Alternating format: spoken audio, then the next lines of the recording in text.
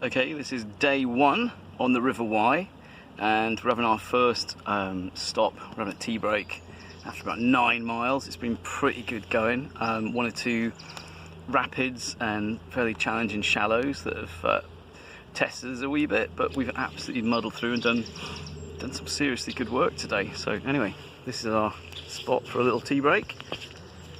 Here's Mrs. Parkin enjoying lunch, and currently the tea is almost ready. We'll see you at the next stop. So here we are on the River Wye. We've done about 12 miles so far. We've had one little break for lunch, a nice cup of tea over a little fire. We're looking to do about 18 miles today, if we can take it. Seems like a long way now. The first stretch was good moving water. It carried us along as we navigated our way through some rapids. It's now got very wide and quite slow, so it's got slightly harder going, but with a good push, I reckon we'll do about 18 miles today. Okay, that's 18 miles in, and we're just having our little second break of the day, and we've just had a lovely little dip in there, and it was so refreshing.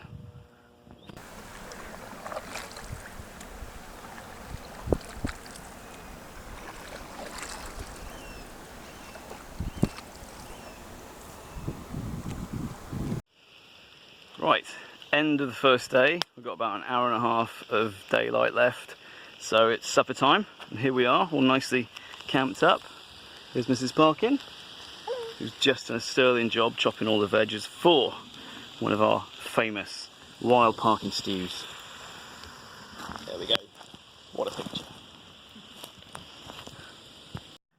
Day two, first light.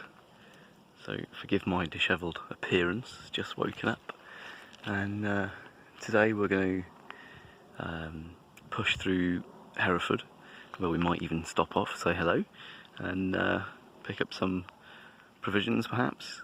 But today is all about seeing how we're feeling from yesterday's epic canoeing. We had quite a few miles, and not feeling too bad. A little bit stiff from sleeping on the floor, but we'll soon loosen up. It wasn't a bad night's sleep.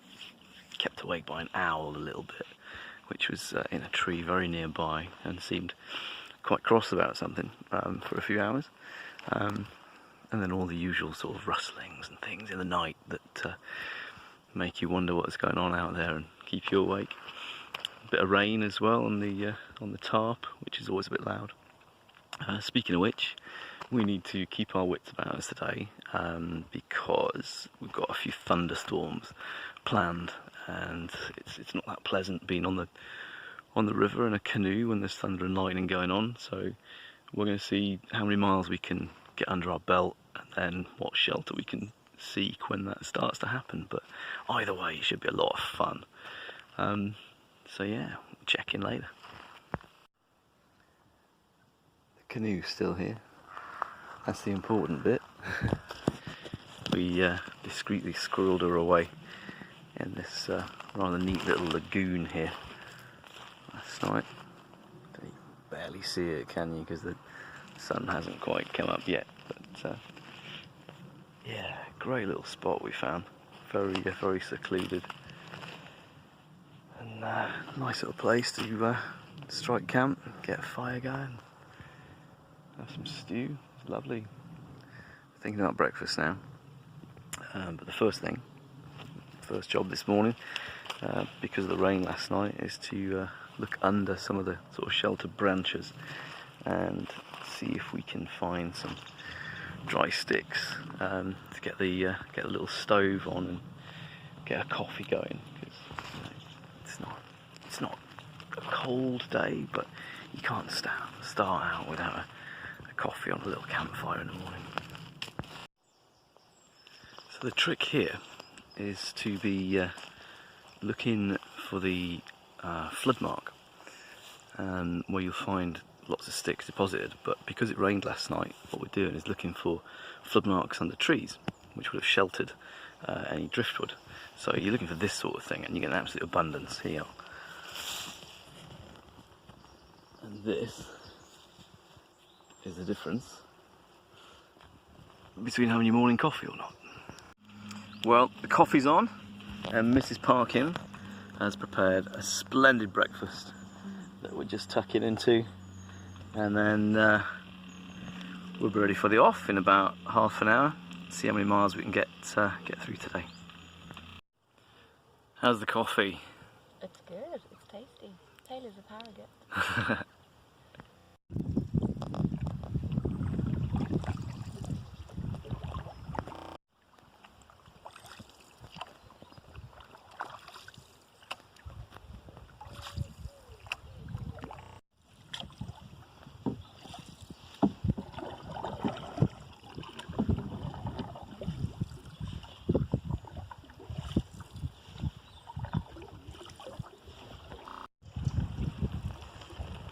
The scenery is absolutely magnificent. Every few minutes it just seems to change from flat farmland to steep wooded hillsides. This morning we've seen 3 herons, a family of 5 swans and half a dozen kingfishers eagerly just flitting along the bank. It's incredible.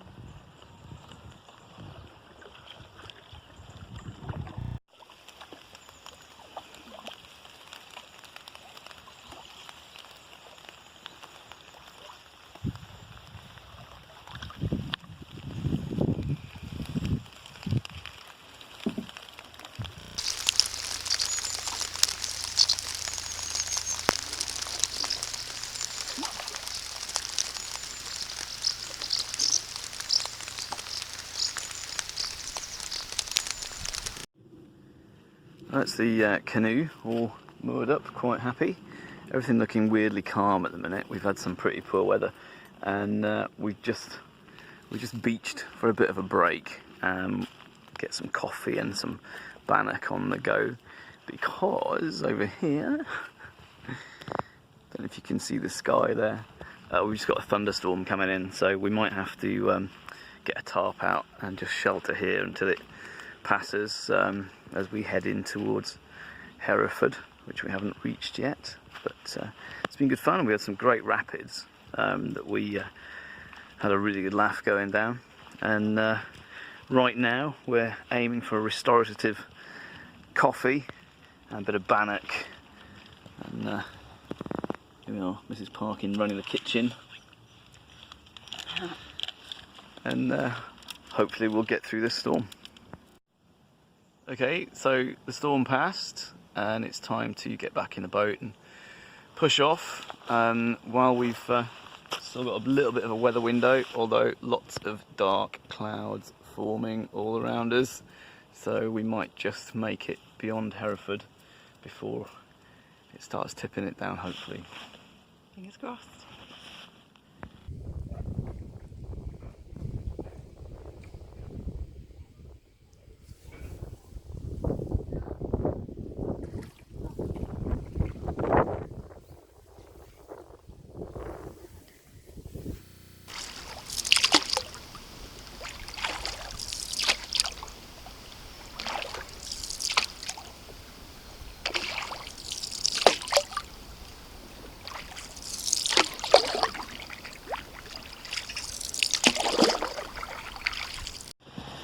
Okay, well, we made it to Hereford, and about 2 o'clock on day 2. Hell of a slog that, wasn't it, in the rain? Quite a slog, yeah. It's nice to stretch your legs now as well after using our arms and shoulders and everything else for so long. Oops, about to get run over. We're not used to cars, we've been on the river for so long. What's this traffic on wheels? And now we're just walking into the city centre to get some provisions. In fact, I think it's that way. Catch you later. Right then, day 3, and we've been up and paddling already for an hour and a bit. Got a few miles out of the way already. We're going to try and get through about 9-10 miles today before our final stop. And the weather has picked up massively. It might be a bit grey, but it is not raining. Yay! Because we got pretty soaked yesterday. But spirits are high, and the captain is leading from the front.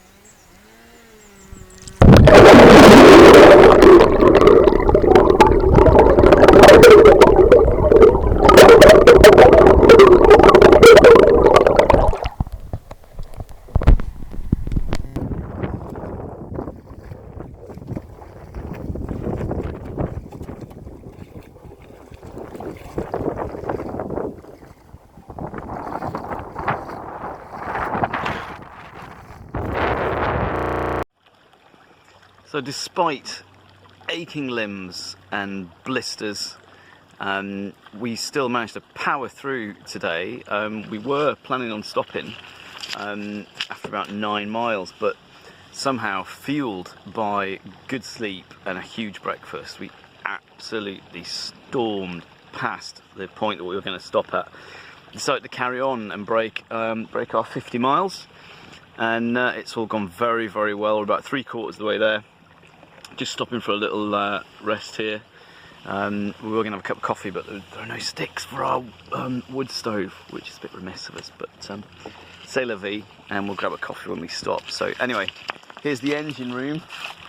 Just taking a little rest, getting a bit of fuel on board, ready for the final push, and then we're done. Well done, we did it. Well done. Thanks. That's, we've reached the end.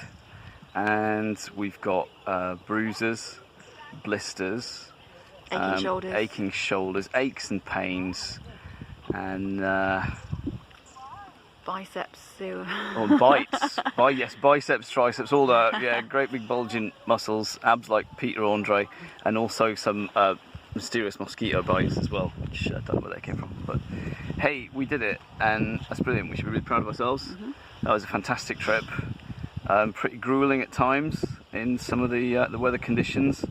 We had headwind and rain at one point, which was a little bit, you know, kind of wore us down a wee bit, didn't it? Yeah, but we powered through, and we've had a really fantastic time, and I couldn't have done it without you.